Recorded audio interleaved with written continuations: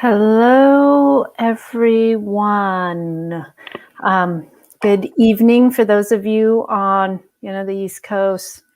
Good afternoon, early evening for those of you on the West Coast, which both of us are on right now. So good evening. Welcome. If you're tuning in for the first time, this is the La Maison de Rouge Monday night weekly live broadcast. I am your host, Lucy Sweetkill, one half of the duo that is La Maison de Rouge. A little bit about who we are. LMDR is dedicated to expanding the Bdsm experience by discussing, educating, and informing our audiences about the intersections of kink, wellness, sexuality, spirituality, and social activism. We aim to create a safe space for discussing these topics, as well as providing an avenue for our guests to share their stories and experiences. Thank you again for joining us. Tonight, our guest is professional dominatrix of 25 years, specializing in creative, sadistic escapism. Offering sessions in a wide variety of disciplines, she has cultivated a deep understanding of what draws people to kink. She loves deep and longer-term relationships with submissives above all, so she can truly invade their brain and bring their kinks to life. She believes that most people who indulge in kink and BDSM are searching to fulfill emotional needs. As a dominant, she uses those emotional goals as a guide when addressing physical desires. Please welcome pronouns she, her, Natasha Strange. Welcome, Hey. Natasha. Thanks so much for having me. Thank you for being on our show. Both Dee and I are big fans of your work. And so, we're super glad to be able to have you on. Let's start with our first question that we always give for those who are new on our show is your origin story. And I feel like it's going to be filled with a lot of information and a lot of great things and great stories, especially since you've been doing this for 25 years. So yes, since 1995. So this is my 26th year. No, math is hard right now. And what is time? Welcome to the second year of the pandemic. So I was always, I think most of us start this way. All of our stories start this way. I was the weird child. I was the morbid, interested in things I shouldn't have been interested in, So when I was in college, I had a job paper macheing dogs. I was making paper mache dogs for Old Navy. And I got promoted because the person, and who was above me left, and I was in business school. So they're like, oh, great, you can help us. And I went in the books and I was like, y'all are way over production. And they said, oh shit, well, you're fired. And I was like, I'm in my last year of school. I'm going to a private school. I have class at it gets out at 10 o'clock on a Tuesday night. And then I have to be back at 8 o'clock the next morning. There is no job that I'm going to be able to get. And I have I got to get it now. There was this was not on the books. So there wasn't a 2-week notice or anything. Yeah. And there was no unemployment. So I was like, and a friend of mine's like, well, there's this place a friend of mine works at. It's a fetish and fantasy house, and they're kinky, and maybe you can go check it out.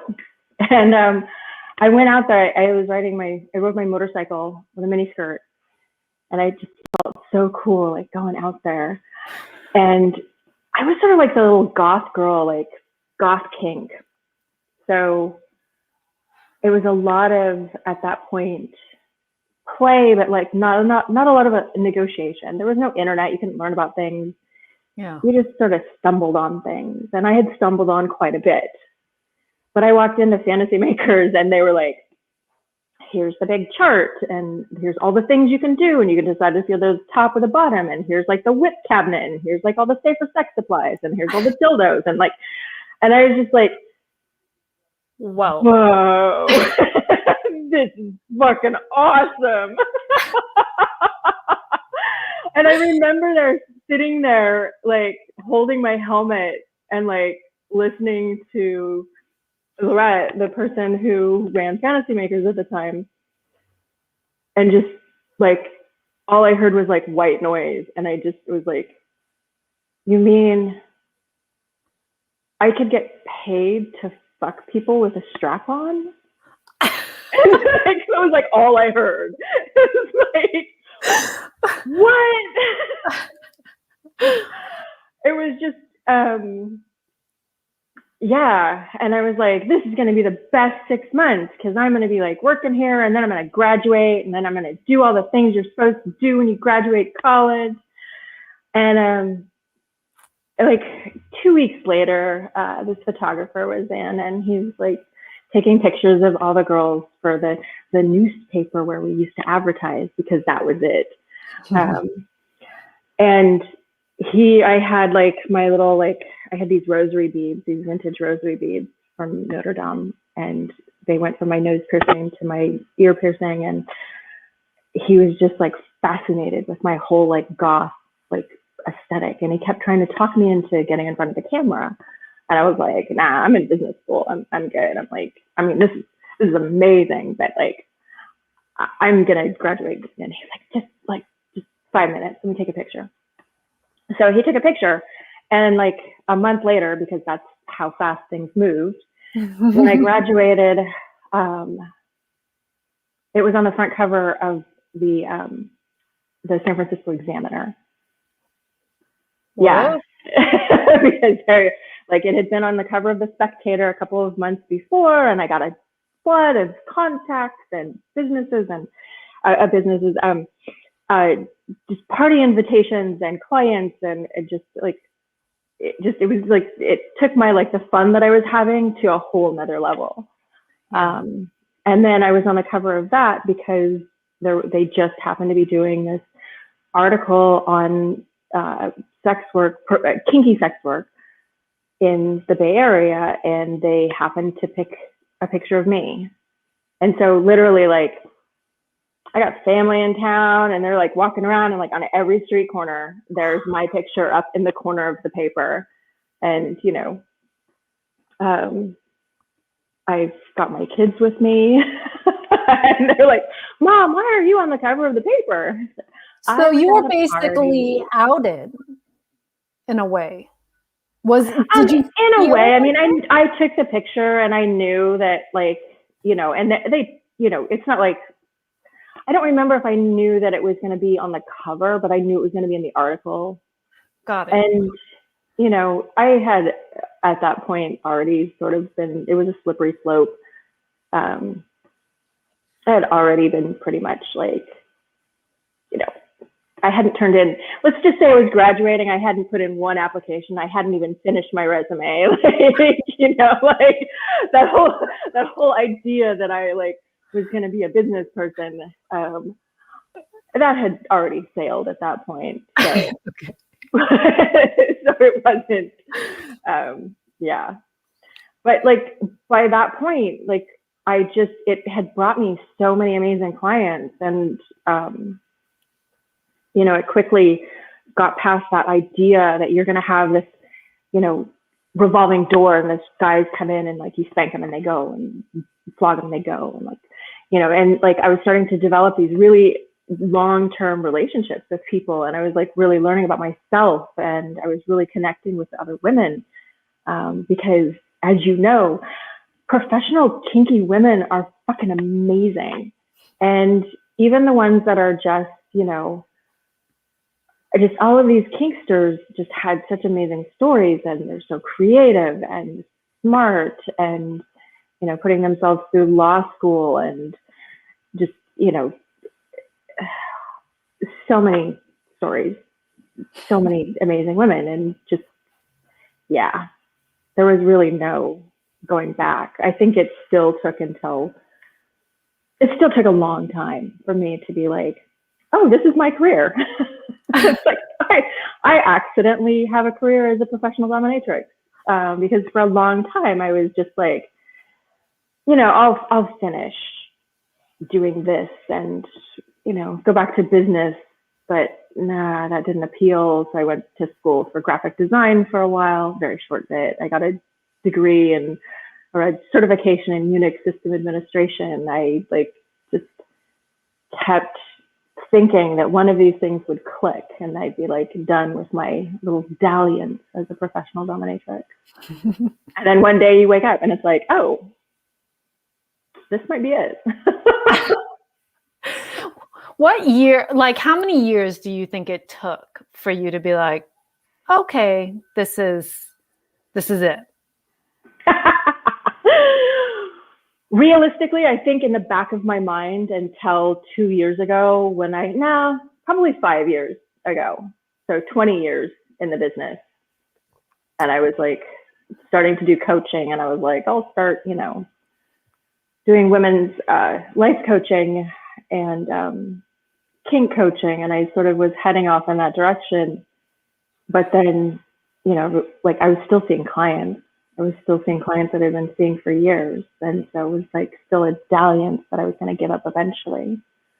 And I retired when I had my daughter and that didn't stick. And now I own a kink education space, kink play space in Portland, Oregon. So there's not really that idea that I'm not doing what I'm going to do when I grow up. And I'm in my 50s and I own a dungeon. So I'm pretty sure this is it.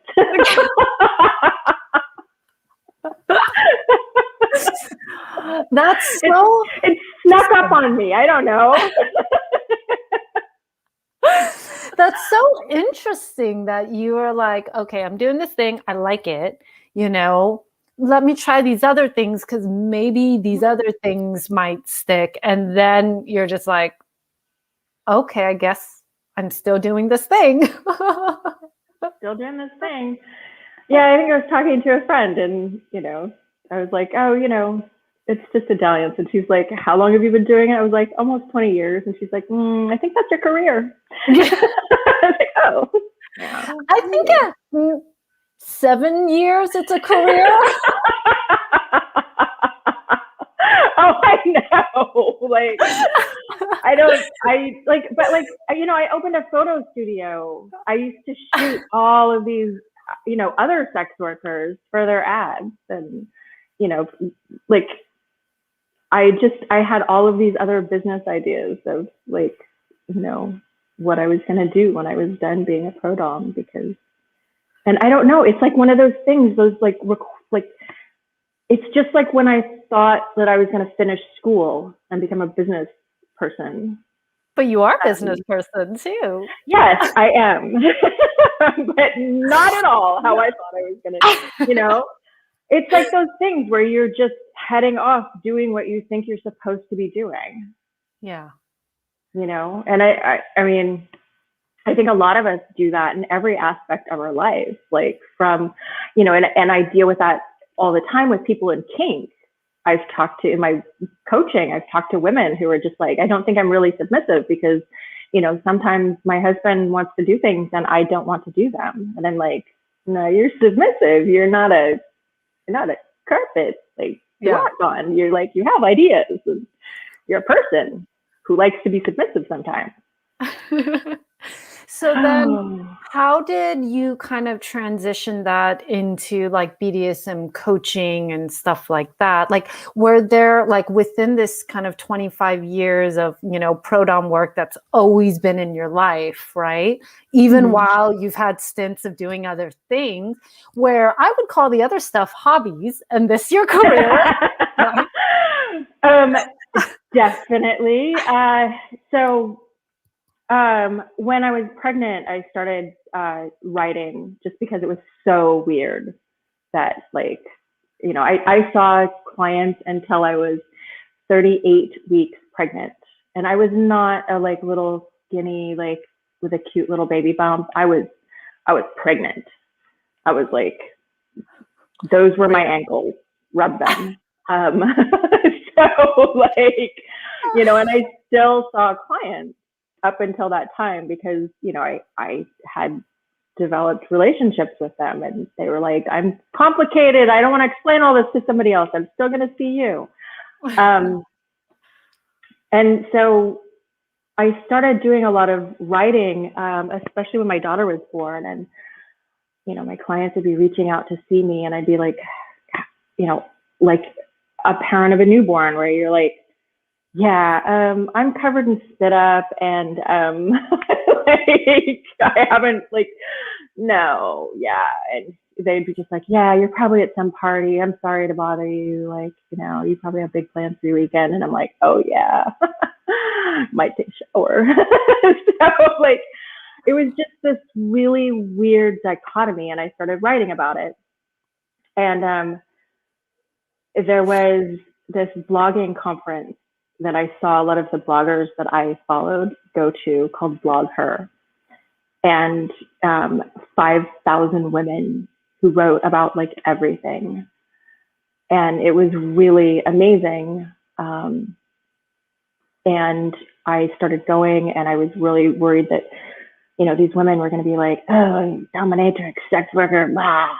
And instead, they were like constantly cornering me and asking me questions. And, I was constantly like having little group talks where I was like walking them through, it's okay to like explore that side of yourself. Yeah. And it was really eye-opening for me, because at that point I'd been working for so long and hearing the men's side about how the men were like, oh, my wife just doesn't want to play, or like, oh, we used to play and now she doesn't want to play. I was like, how many kids you got? How much help are you at home? Oh, none. That's why your wife doesn't want to play with you anymore. Because I would talk to all these women at these blogging conferences, and they would be just like, oh my God. And like, I would be just the belle of the ball with all of these soccer moms asking me questions about bondage and spanking and breath play and like all of this. And I was hearing their side of the story, and it, was just really enlightening, and really just amazing. Yeah. And there were a couple of times where I actually did sessions at the hotel that the conference was in. That's and like amazing. Would let some of the moms come in and see. So they got to, and so I started doing some coaching with them. And that was also when I realized that a lot of the classes that are offered, because I didn't think about offering classes or doing, I was just like, well, you can find it all on the internet. Yeah. Because you can find everything on the internet. We have no idea what's true. And so I started offering little classes, because a lot of the times the classes that I was referring these women to were just so far beyond, they started so far above where they were that they needed something that was, a little more gentle and entry level and accepting. And a lot of times just they needed, permission to explore themselves, and explore that part of themselves. So it just sort of was a niche that I fell into, because I wanted to go see Hillary Clinton speak at this conference.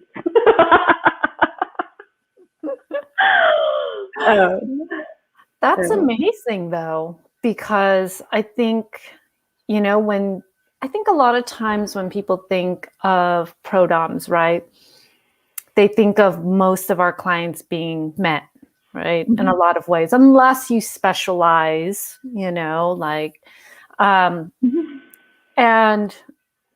but there's such a huge market for women, who really want to learn a lot about this for themselves and feel comfortable in their own body and their own kinks and their own fetishes and their own interests, whether as a bottom or a top or whichever, or a switch. And I find that, when I've spoken to a lot of women, they don't necessarily bring it up as, like maybe their husbands are more likely to feel like, oh, let me just bring this up, like, oh, I want to do this thing, right? While I feel women in these relationships tend to be a lot more hesitant to bring it up for different reasons, right? Yeah. Well, I think that, I mean, and there are men who have a really hard time bringing up any of their kinks, you know, so it's just, but it's more likely that a masculine person is going to search out, you know, they're going to have fantasies and they're going to act on them, because women, from the time they are in diapers, from the time they are tiny, are like, have expectations put on them. Yeah. And those expectations are, you know, that you're not going to be slutty. You're not going to, like, you know, draw attention to yourself. You're going to be pretty and prim and proper. And like, even when you rebel against those, you still, except for unless you're me, and, you know, us, you still often don't search that out. Yeah. You, like, you know, I mean, because women literally are, if you look at societal, like, dumbed down, what it is we are supposed to be prim and proper and keep our legs closed and not do anything sexy and not draw any attention to ourselves. And then when we're 26 years old and we have our college degree and we've done 3 years in the business, like, then we get married and that's we have sex, and that's when we, like, know exactly what we like, and we know, like, exactly how to please ourselves and please our partner. You know, and it's like dumb, like, it's much more complicated than that, of course. Yeah. But it is, like, women have so many expectations put on them that they don't explore like men do. Yeah, and I also think, like, we're sort of given that message to sever our sexuality, right? Immediately. And it's all about pleasing the other person. Those are the very, you know, normalized messages that are given to, you know, male identified folks and, you know, female identified folks, and so that message a lot of times is so, like, you need to cut this part off of you because this means bad things, right? And so, you know, I think as sex workers, we hear this often, you know, especially as, like, you know, there's a lot of women tend to have issues around just, like, pleasing themselves, right? Masturbation, you know, it sometimes comes way later in life. You know, I've had so many vanilla friends where they're just like, I don't know about that. I'm like, you are 20 something. You've not taken a mirror down there, explored a little something, or, you know, and it's because it's been told that it's so naughty, you know, so bad, so everything. And, you know, and the messages we usually give men is like, you know, keep masturbating, keep this, keep that, explore, explore, explore. Oh, you're supposed to explore. You're supposed to go do things. You're supposed to, you know, sow your wild oats. And no, it's the whole. And when that comes down to kink, what I find is sometimes I'm talking, you know, I'll never forget talking to one of the moms, and she was like, you know, she waited and talked to me after everybody else had left, so that she could talk to me alone. And she's like, you know, never talked to anybody like you. Like, I didn't really know that there's anything, like, you know, but, like, I really like it when my husband chokes me out. I can't remember, like, the words that she used, but basically when he choked her when they were having sex. And I was just like, oh, okay, so chokes you until you're unconscious? Like, while you're having, okay, so do you have a safe word? Like, how do you negotiate this? Like, is it like a air choke, like a blood choke? Like, does he have a medical background? Have you guys ever gone to a class for this? Like, and she was just like, oh, you know, and I didn't come at her like that, but, like, my brain was just like, what's going on? Because she had never talked to me about this. She didn't have any safety. Like, and that's the thing, is, like, some of these couples, like, are playing with scarves and stuff because that's not, you know, real kink. Because kink is fine, and there's a lot of othering that goes on, where kink is fine for other people, but we're, like, you know, just playing around, so we're just using scarves and stuff. But they don't know what happens, you know, there's no safety scissors, there's no safety around knowledge around joints and like certain ties and how long you should leave somebody or how to choke somebody out. Yeah. Because of that shame. Like, so that shame just feeds into things that are unsafe. Yeah. So do you find most of your work now has it evolved into more teaching and coaching and stuff like that? Or is it a blend of everything, of kind of your whole experience of the last 25 years? It's much more of a blend. And the last year has been, just a shit show of nothing. It's a blend. I think when I do too much teaching, I miss the dungeon. Mm-hmm. And if I do too much play, I miss the educational and like just working with more, friends and educating them, and just that connection is very different. Yeah. So I think I just need a variety, because also like when you're doing education, you're all like, sweet, nice. And then when you're doing like, you can't really like rip into somebody like I sort of need to. Well, I definitely feel you on that. I feel so bad or not for the first like 10 clients that I see after this pandemic. I'm just going to be like, yeah. Are you ready for it? Yeah. Not sure I'm ready for it. I mean, no, I am.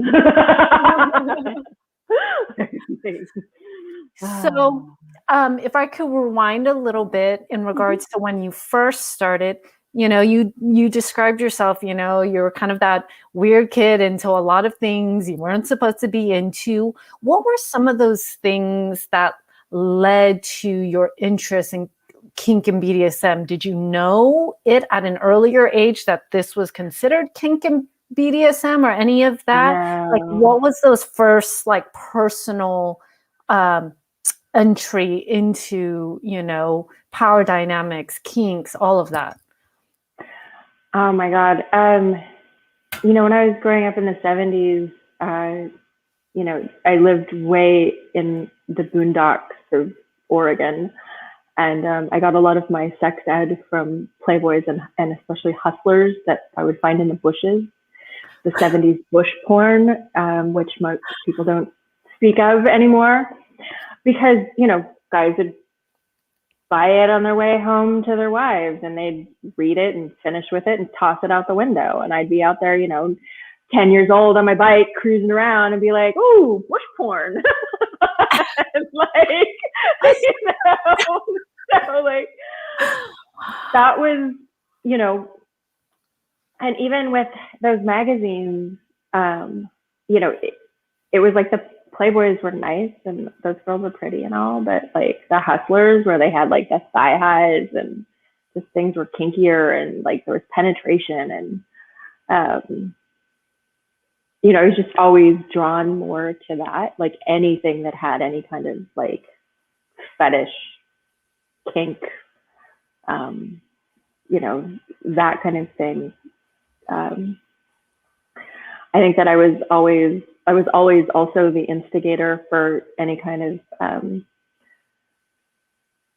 truth or dare, because like the neighbor kids, be all gathering around. I'm like, let's play truth or dare. My dare was always like, take your pants off. Oh, so public humiliation was your first. Well, and then I write on my website about like my first, because I was also, I lived on a self-supporting ranch. We didn't have a TV. We didn't like all of the other things that the kids were talking about. I was just like, I got a book. I don't know. I'm going to go read my book in the corner with my like mom haircut and my like homemade lunch. And like these boys would tease me just because I was like, I did not fit in, and then I was like the kid that was telling people to take their pants off. So they would come and tease me nonstop. And this is probably, my God, I think about this and it's like younger than my daughter is now. Oh boy. They would tease me and I would kick them in the balls, because I learned that if you kick boys in the balls, it hurts them. And apparently, like, that's like the worst thing that could happen to a boy, because other boys also see them getting kicked in the balls. And it was just like, wah! Just all hell would break loose. And like, you know, I would get in trouble, but like not really, because they just not want to really address the, you know.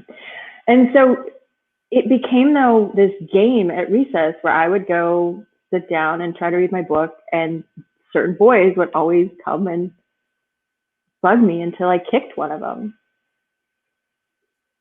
So like, and it, I mean, it didn't happen like every single day, but it would go for like periods of time where it would just happen quite often, and then it wouldn't happen for a while, and then I'd be like reading my book, like going, you know, like, kick somebody, and where's everybody? You know? So it was like, but I didn't have any inkling that, you know, I again was just, and now the girls didn't want to really hang out with me because I was the weirdo for all those reasons, and I was like getting in fights with the boys. Got it. But thankfully we moved all the time, so I was able to move out of that situation. So when you started to become more sexually active, did your sexual interests revolve around, you know, looking back now, like, oh, those were an interest in kink and BDSM? There was a lot of, like, I was just incredibly promiscuous. And looking back now, I realize that it was a lot of that, you know, because, oh gosh, it's like I've not talked about this in so long. I was incredibly promiscuous just because I really liked that whole, the flirt, the bringing them in, the like seeing what they'll do, making them take their pants off. But I was also very kinky with like the, you know, group sex, and but I didn't get too much into bondage and such. That just wasn't something that was, you know, around. No. I think that the like holding people down, or being held down, and, you know, thinking back, like, yeah, if I had, I don't know why at that age I didn't really think to add ropes or anything into it. By college I did. You know, in high school it was just like, I'm gonna fuck the entire senior class as a freshman. You know. And then college, you got a little more educated, and you're like, wait, I can make. Because like I discovered the goth scene, and I moved from a little tiny town to a big, you know, I moved to San Francisco, and then all of a sudden it was like the goth scene, and like everybody's like wearing like collars and restraints to dance in, and I was like, oh, where'd you get that? Like, let's go shopping, like, you know. And then I was starting to, you know, and that was probably the early 90s. So, oh my gosh, so long ago. And by then I was starting to do more power exchange, but still, you know, there was no, you know, I remember one of the first like scenes I did, we didn't really negotiate it or anything. And I like did what I wanted to do, and, you know, tied him up, and like, I think I probably maybe put panties on him, or I don't know, I like spanked him, and just, it was pretty light and playful. There was like no negotiation. And then like, I like got done, and I was just like high from the power exchange, and like high from like, you know, that was amazing, let's do it again. And he was just all pouty, and he's like, well, you didn't do this and you didn't do that, and I didn't like the way you did this. And you know, because we didn't know what we were doing. We didn't know about negotiation. We didn't know about safe words. Like none of that, like we had no access to any of that. Yeah. So I don't know. He kept coming back though. They all do. And in fact, when I went to work at Fantasy Makers, I think it was like February or March. February? Oh my gosh. So like this month, last month. What month is it? Oh God. Of 95, like I was like, so many of my friends were just like blown away that this was even an option. It wasn't, it wasn't just me that was like, this is a thing. It was like all of my friends. And suddenly I was the one that everybody came to, because by just taking this job, suddenly I had all the answers to all their questions. And I was just like, wow, you guys have awesome questions. I don't know. Yeah, you automatically become the like expert, and then you're like, well, I'm still not there yet, but Yeah, but I mean, I also, it just, when I think back, and I was just like, I would go to Fantasy Makers and I would play all day, and then I would like come home and like we would have a party, and then I would like put on like a little show for all of my friends, like flogging people and spanking them and tying them up and like leaving them, or like, I remember just like leaving somebody in the middle of the party, like holding a candle that was like running down into their hands, and they just were blindfolded and sitting there, and I was just like, bye. No negotiation, no exit strategy, I was like, my glass is empty, I gotta go.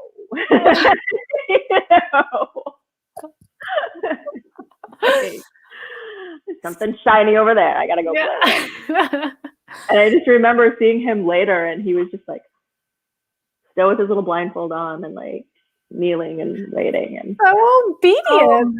I know, and I don't even know. I don't even know who it was, or like, I don't think it was anybody that I played with. It was just like some guy who came to the party and was in the right place at the wrong time, or however you want to. Or the right place at the right time. I know. I wonder where he is now. So you've seen a lot change in this industry, over the years. What are your thoughts on that? Like, not only the internet, social media, like all these things, I know the big thing that has been on a lot, that's always back and forth a bit, is the like FinDoms, especially because of COVID, and all of that, and then OnlyFans and this and that. So what are your thoughts? Like, what do you feel about that? Any statements? Oh, I've got so many. I mean, just for anybody watching this, when I started, like I worked at Fantasy Makers, so you could just literally call us up and book an appointment. That was amazing and like groundbreaking. There was like a fetish place that you could just like call up. I think they'd only been open for 5 years or something before I started there. Most of the like hardcore DOMs, you had to write a letter to a post office box. You had to include a letter of introduction. You had to include a tribute, maybe, or you had to include, like, you did have to include a self-addressed stamped envelope. That was how you got in touch with professional DOMs that advertised. We had DDI, which was like a glossy magazine that was, oh God, I still have some copies. What? Like, it's like my yearbook. Now I like flip through. I know her. Oh, I miss her. It's just a very different time. And when people searched you out, they weren't searching you out because they were curious. They knew. And so it was very different. I was one of the first people to have a website, my own website, because I was the nerdy little geek. So having my website, like, people in the web was new, and people would like email you and be just like, I can't believe this is a thing. I thought it was a freak. I've never talked to anybody else. Like, he's like, never, just people were just, and they were emailing me like they're just like crazy, dirty fantasies and sending me money and booking an appointment from their like, work email address. And back then when the internet started, if you got an inquiry from a Hotmail address or like Yahoo or Excite or like any of those other, like, you knew that they were a wanker because they were hiding behind their email address. And so like if somebody was contacting me, so that is slightly different now. Like nobody contacts you like, their Oracle email address. No. They're like at JP Morgan. Like, yeah, no. And things just really have changed so much. Kink is just so pervasive. For a long time, there was like a really loud, like Eros Guide was where we all advertised. I guess some people still do. It's still there. I don't know. Yeah. And, there was like the fantasy section where there were like escorts that did sort of kinky stuff.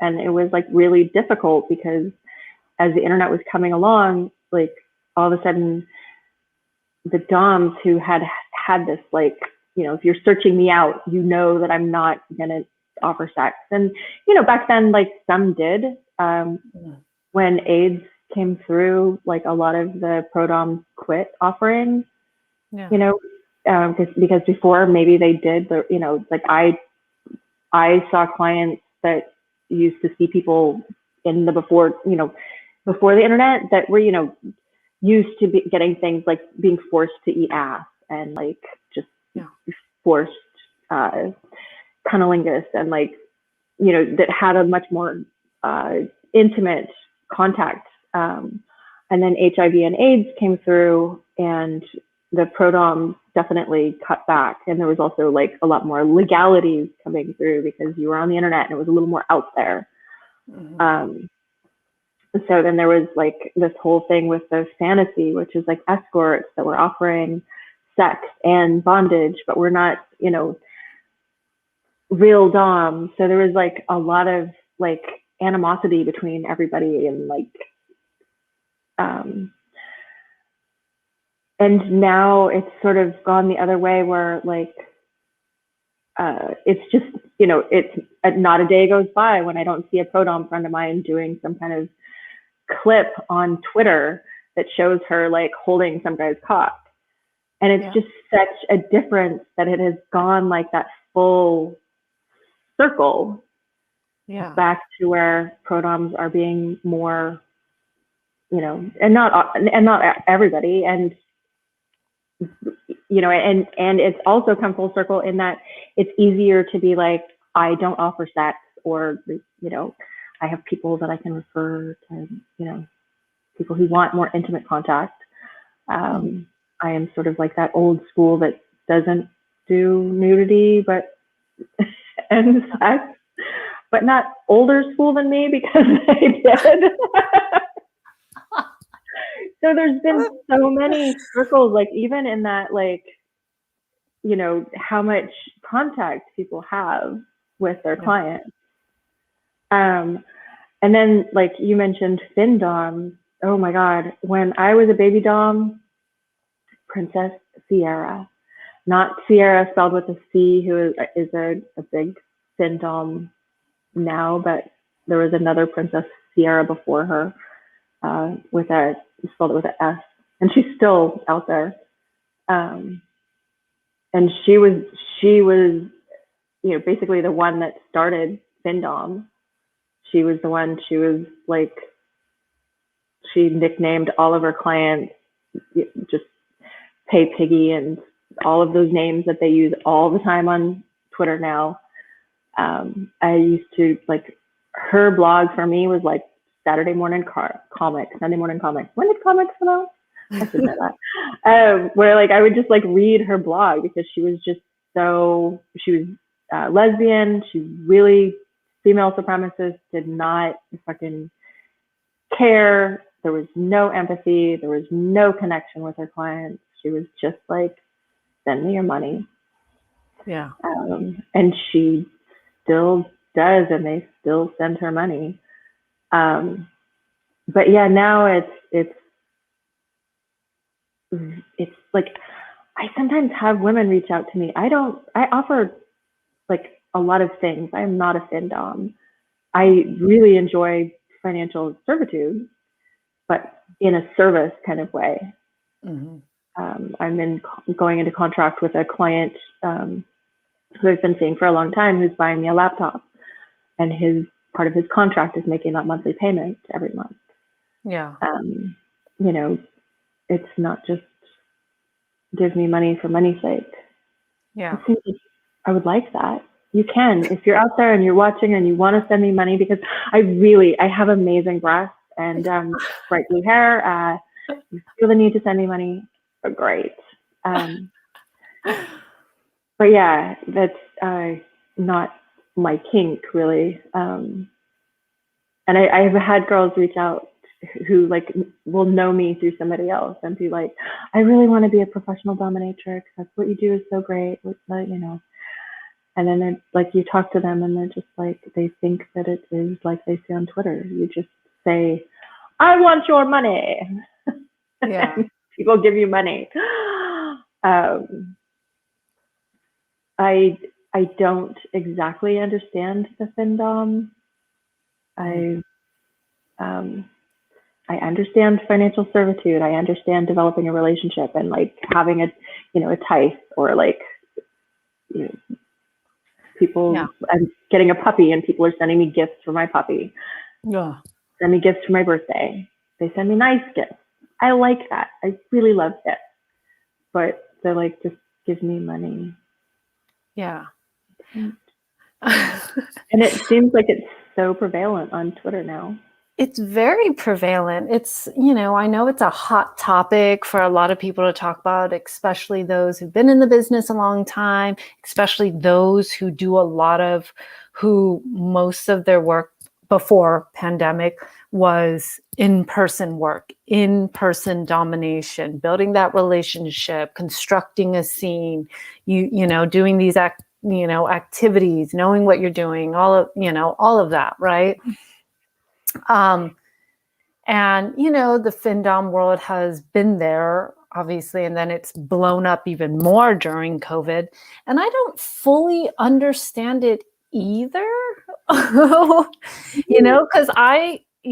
financial servitude is something that is very clear to me, and is something that I have, but like, I don't really understand the like, oh, just give me money, just give me money, just give me money. I'm just confused what the exchange is there, or how much you have to say that before someone gives you something, and then how much. Like, I'm a very logistical person. Like, I want to know about like, what is the logistics of this? Like, what is happening? What is said? What is given? Are you asking for money and you only get $5? How often is it? Like, there's all kinds of stuff where I'm like, this is very confusing to me. Yeah, no, I'm the same way. Like, I have been doing this for a long time and always in person. I was one of the people, I used to have clips and games, and one of my service jobs wrote like a JavaScript game, and so you could go and you could sign up to play the JavaScript game on my website, and you use PayPal, because back then you could just have a buy it now button through PayPal, and it was fucking awesome. Yeah. And I woke up one morning to find out that PayPal was not allowing that anymore, and I spent all week getting all the PayPal stuff off my site, and they found one thing, and they still don't allow me to have PayPal. Every time I sign up, they figure out who I am, shut me down. It's been 20 fucking years. Let it go. Yeah. Yeah. But like, I have never, like, aside from that, and like, I've never been somebody, we're on the wrong side of the tracks here. Like, I have always been in person. I do like long time clients, that see me for years and years, and they may disappear. They may get a relationship, but, you know, and then they may come back to me. But I mean, I've been seeing some of them for 15, 17 years, and our relationship has very much changed. I don't like, I tried during the pandemic to even just do content, and I'm like, how many times can I look in the camera and say, put your panties on, be a good little bitch for mommy, do what you're told. You know, and just like, no, you should know this by now. I've been doing this for 25 years. You should fucking know. You should have your panties on, you should have your ass plugged, and you should have your chastity device on. If I have to tell you this again, you're not fucking paying attention. I can't. Like, literally can't.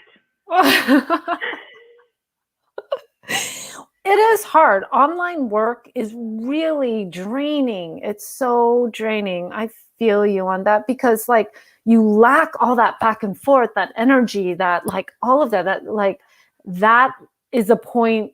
That is the reason why we got into this, right? That we, that's the reason why that you've stayed 25 years later going, how did this happen? You know, because that feeling of what you get when you are in a scene, when you are in the dungeon, when you are playing, it is so fulfilling and thrilling and this and that. And it makes, you know, like I was talking to a good friend of mine who is a musician. And we were talking about how it's that same feeling. Like he's like, when he plays, when he's on stage and it is a good fucking, you got a good audience and you just like feel that synergy and just exchange of the audience grooving to your music. There's nothing better than that, you know? Yeah. And I feel like it's that same feeling. Like when you're like, man, that was a really good, amazing scene. Yeah, no, it's like that power, like that, like just euphoria you feel after a good scene, that like, you know, and especially like if you know you're providing an outlet for another person to like experience fantasies and just all of it. Just it's, yeah. And I mean, I know that it's like that I think that the women who, people who are doing online work and who excel at it are great. They just are, you know, they're there for a different reason. Yeah. You know, or maybe they just haven't felt the thrill of true power exchange. I just think they're very different, you know, it's just very different people, because it's, I don't know. I tried. I had an OnlyFans. I still have an OnlyFans. I'm gonna try Patreon now. Well, because like I'm making this website that I redoing my website, and I just kept stumbling on all of these photos from my past, and you know, I just want to be able to catalog them. Yeah. And where Patreon feels more like I could catalog things and like share my history. Yeah. And my experiences, and you know, all the things we've talked about here and more. OnlyFans just feels like it's a constant hungry hole, and I just am tired of filling it. Like, oh my God, I completely agree with you. I just made I did the OnlyFans thing, and I just put out a big video telling people, I'm like, this does not connect with what I value at all. And you all can stay here if you want. And I will still be charging. I'm only putting like my professional photos here as just like a backlog of all of them if you want. But I just can't engage in this way. It just doesn't, there's no back and forth connection. There's lack of connection actually. And it feels so one-sided, and it's just not like fun. It's not fun. It's not fulfilling. It's not anything really. No, I even, for December, I did a little challenge both for myself and just to see if I could get if I could get interaction going. And so I did an Advent. I love Advent calendars, and I've done this before, where like every day you get a little stroke assignment, and so every day there was a stroke assignment. And I was like, I will keep doing this as long as there's interaction. Yeah. And it forced me to sit down and like post something every day so I could get in the habit and just see if I could get into that habit. Wow. I can. I still don't want to. Mm-hmm. Actually, I can't, because it sucks my soul dry. But even then, it's like hard to get interaction going, and people don't like, even when I'm like, post below something. A couple of them were like, tell me your favorite board game and I'll give you a masturbation assignment based on that. Yeah. And so like everybody, like, and I like 25 people like posting. I was worried that 25 people would like post, and I'd be sitting there all day like inventing new masturbation games for like all of these things. But it was like, 5, 6 people. Yeah. And that was one of the most active ones. Just, it was just like, so like people just don't go there to interact. Yeah. It doesn't feel like community. It doesn't, like, there's literally nothing good that feels out of it, down to the fact that when I get a tip, they keep 20% of it. Mm-hmm. Like nothing feels good about that interchange. And I'm in the same place. I'm like, I will update twice a month, once a month with photos, but but I can't. Yeah. I like what you said. It sucks your soul dry. No, it's like just, oh, no. I do want to open it up to questions from our audience. So for those of you who are on Facebook Live, YouTube Live, Periscope for only the month left, because Periscope is ending at the,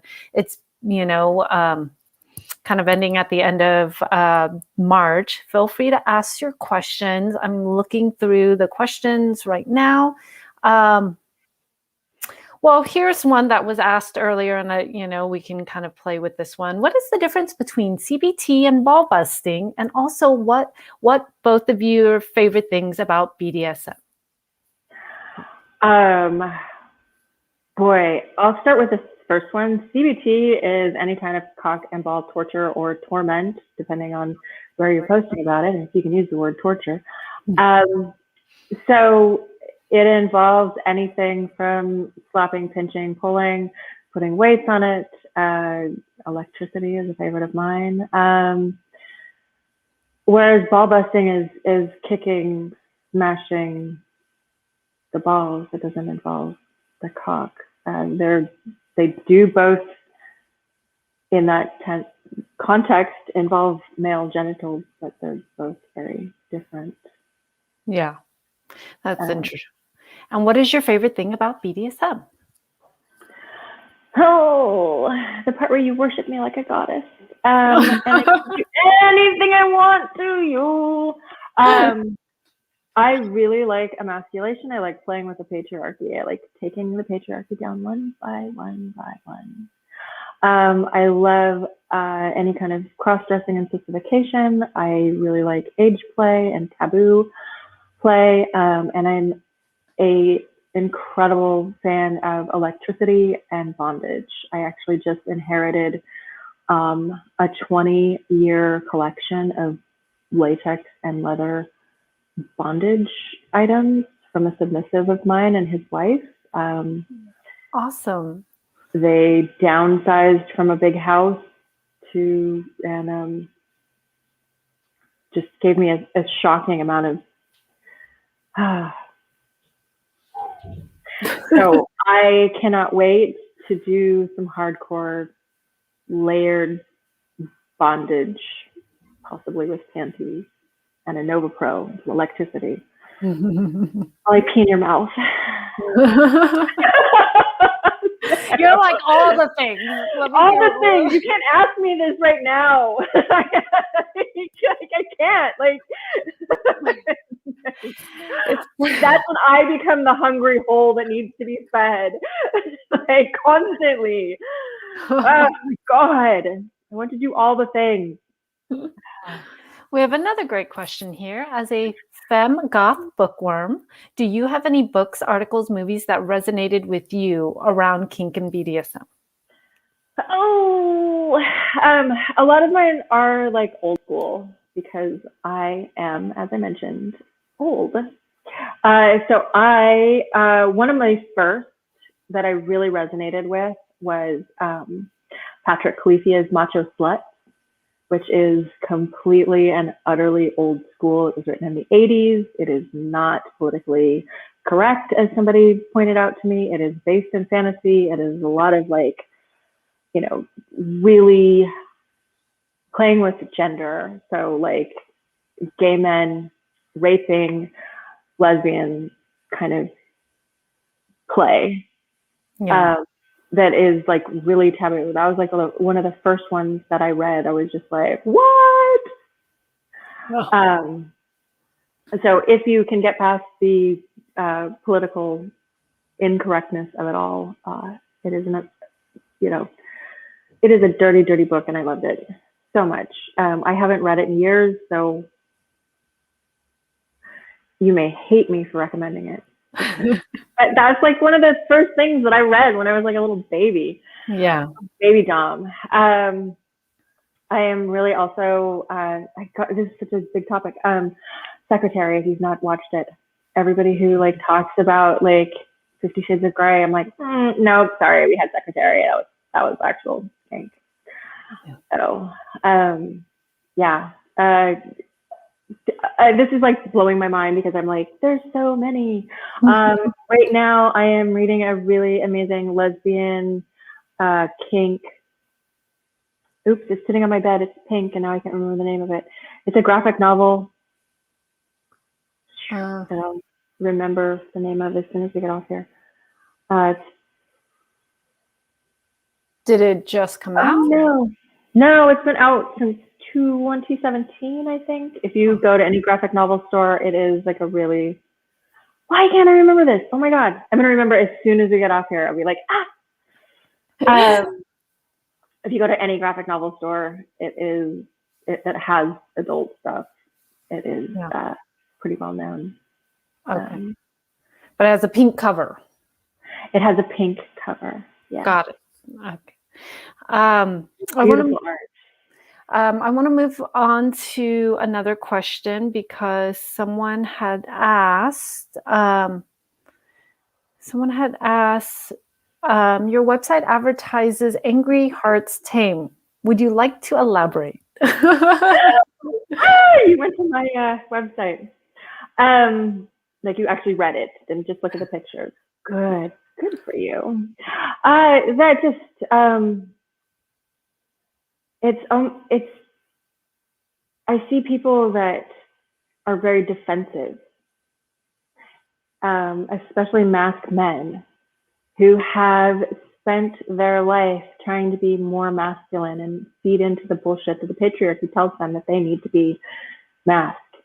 They need to be, providers, and they need to be hard and and they're not. And so they get like sort of bullied because they, want silky soft things. And so they grow out of that, and they're sort of have a lot of defensiveness around the whole idea of being feminized.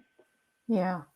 And, and it's not just that kink, but like other kinks where I see people that are just sort of defensive, and they're not very, they're not necessarily to me, but when I talk to them, that they just have built that shell around themselves. Yeah. And I just love providing a safe place for them to come in and, explore that side of themselves and accept it. That's awesome. I'm going to take this because I know we're running over. This is our last question, but it's a good one. What is one piece of advice you would give your younger Dom self just starting out? Be yourself. Oh my God.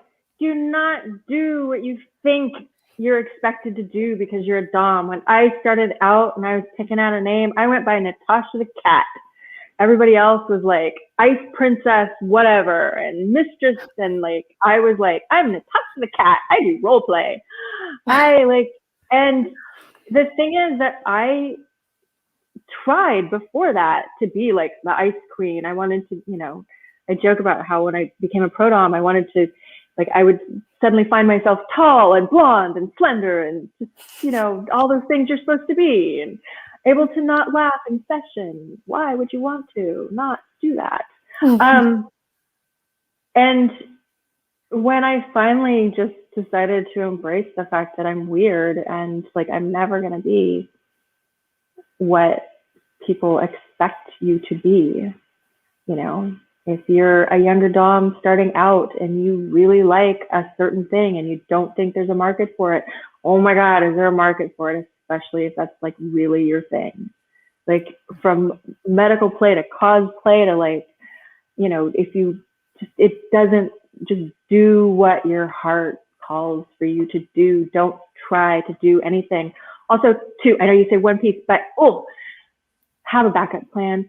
Do not get into a situation where you are doing sex work and that is your only source of income. Do not, because you will take sessions because it's not that bad. You're going to do it anyway. You need the money. And the more of those sessions you take, every single one, you take a year off your career. Like every single one, it eats away at you. It wasn't fun. You didn't enjoy it. You're already dealing with all the, bullshit of being a sex worker. Just do the shit you want to do. The internet is a big place.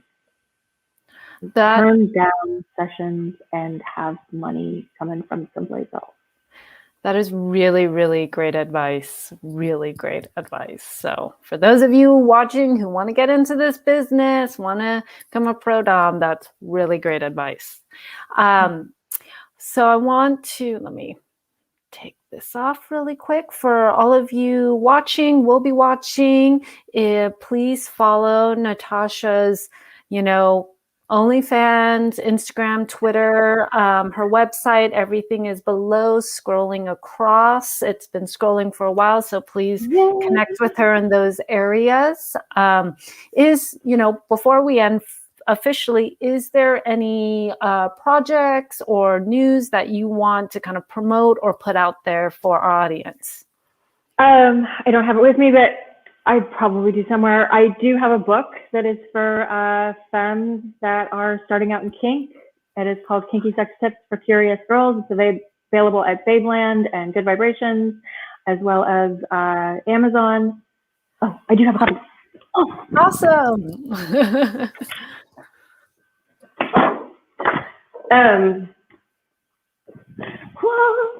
It is a big, giant activity book. It is a color book. Oh, that's so amazing. It is a puzzle book. There's word finds, etc. It is aimed at femmes.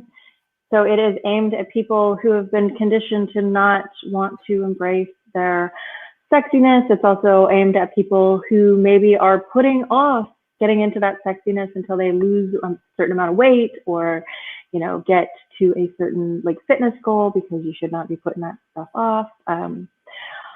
And it's divided into 8 sections. I do offer a kinky book club if you and your friends want to get it and work through it. And every week or once a month, meet with me and ask questions. Kinky book club is an option. Other than that, come to Portland when you can. Let's play. Let me teach you things. Let me show you things. My space is amazing. It is savarosapdx.com, and it is super femme and queer focused. So yeah, I'm excited to be talking to another human being that I'm not related to, who has not been out of my vagina, because a year in quarantine is killing me. Sorry. Well, I love the book. People, go out and get it. For those of you who want to support our broadcasts, Dia and I do these out of the loveliness of our heart. It takes a lot of work. We don't pay ourselves for it. So please support us by joining our Patreon. And, I want to thank you, Natasha, for being on our show. We have been a big fan of yours, so we're really glad to have you on.